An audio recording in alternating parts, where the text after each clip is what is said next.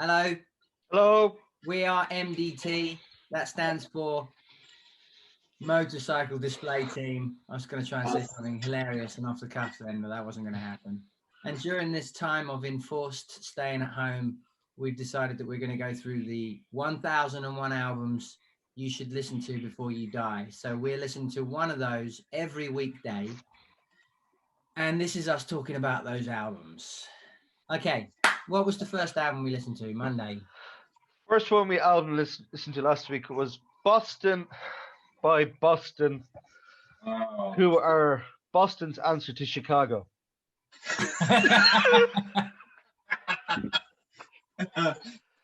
More than a feeling. That was the one.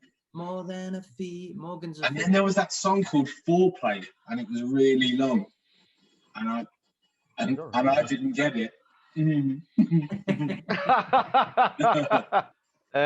Yeah, the lead single, everyone knows that, but overall, yeah, it wasn't the best, was it?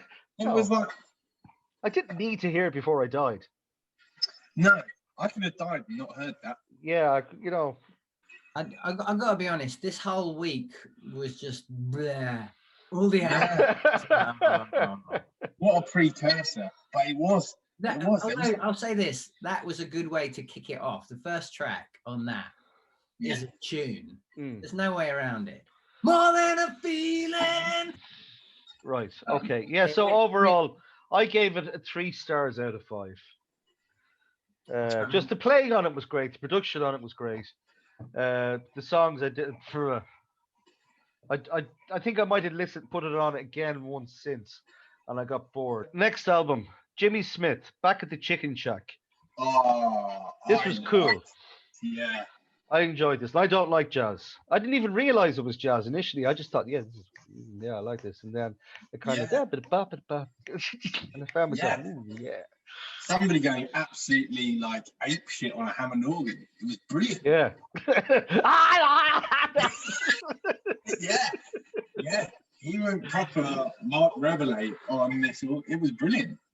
But the thing that I found out about this was that he smashed out this and the previous album all in that one session. That's nuts. I was like, yes. What does it mean, Back at the Chicken Shack? When I saw the title, I thought it was the name of some venue. Like, Back at the Chicken Shack, recording album. Yeah, is it a euphemism? Chicken Shack on the front, didn't it? I expect it means he's a fox. So I enjoyed it. I listened to it twice and I thought this is cool, and I haven't listened to it since. Okay, so I gave it 3 stars out of 5. Oh, 5 tracks. There you go. Oh yeah. Oh yeah. It's smooth. Yeah, that's very authentic. Yeah, but that's the thing. It starts out swinging like that's nearly like something off Electric Ladyland. You know what I mean? But then it kind of goes a bit jazzy.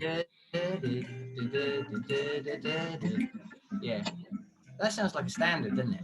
No, if I turned up to either of your houses or you turned up to mine, and you came in and that was on, you go, that's cool, yeah. Do you want a drink? Steve, do you want a drink? Yeah, fucking pull up. Come on, I wouldn't. I'd hear this music and I'd go, these are sex people, Lynn.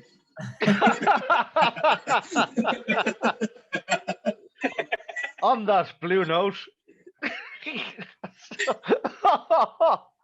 Why did they do that? I can't help myself. The next album is called The Temptations. Yeah.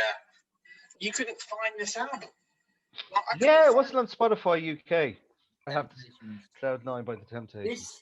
This when it started out, I was like, oh yeah, and I kind of imagine The Temptations being all like My Girl, like throughout, and this is nothing like that. This is what they call it. Their psychedelic soul. And it does go very noodly. What I noticed was the really bad version of I Heard It Through the Grapevine. I didn't think it was possible to do a bad version of that song. No. But also, I can think of like better albums of that genre. Are they still going, The Temptations? Yeah, I think so. They're one of those bands that they just have extremely long lists of previous members and they just run and run and run, like The Fall. Oh my God. Steve, Oh my God, I've just had a look. And you've not heard of a single one of them. Has there been one constant? Like, is there one person that owns the name, or is it just like the Sugar Babes?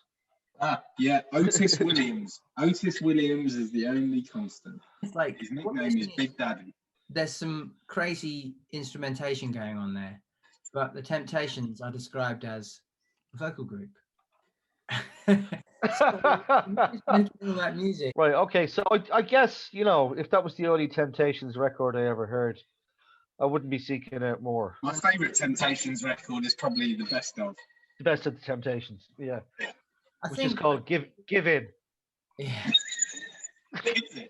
This next one, I was really bloody looking forward to this, and I was very disappointed. Morgan sends the thing round in the morning. The minute you said this is a Willie Nelson album, I was like, yeah, like Mog said, loves a bit of Willie in the morning. Everyone's a winner. And then it all just went very wrong. Yeah. I did not enjoy this. This is Willie Nelson's 806th studio album from 1978. And you know what I thought, Steve? I thought Willie's gone down in my estimation. Everyone was like, I heard that he's going to make an album of covers. Willie, won't he? It's an album of covers. Morgan didn't realise until track 9. I even listened to Unchained Melody and didn't twig. You know what I mean? I thought, oh, he must have wrote that. Oh, my love. But the instrumentation was really nice. I mean, but as you said, I think it was, what was it, Wednesday morning? You were like, I'm on track 3. I'm ready to go back to bed. Yeah, it was bad. I quite liked it. Let's cut to the chase. This was shit. It was shit.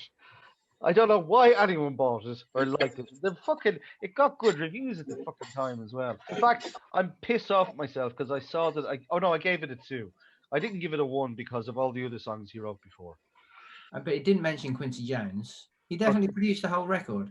Booker T. Jones, it says. No, Booker T. Jones. Oh, his brother. Yeah. You know, when you're around that long, you can't get it right every time. So, you know, we let him off. I wouldn't have picked that album to represent you. Or as 1001 albums that you must hear before you die. The man himself, Muddy Waters. Newport, 1960. When I saw it coming up, I just thought, oh, fuck the blues. The blues can be incredibly boring at times and repetitive. But I really enjoyed this. I thought it was great. I loved the live feel of it. Yeah.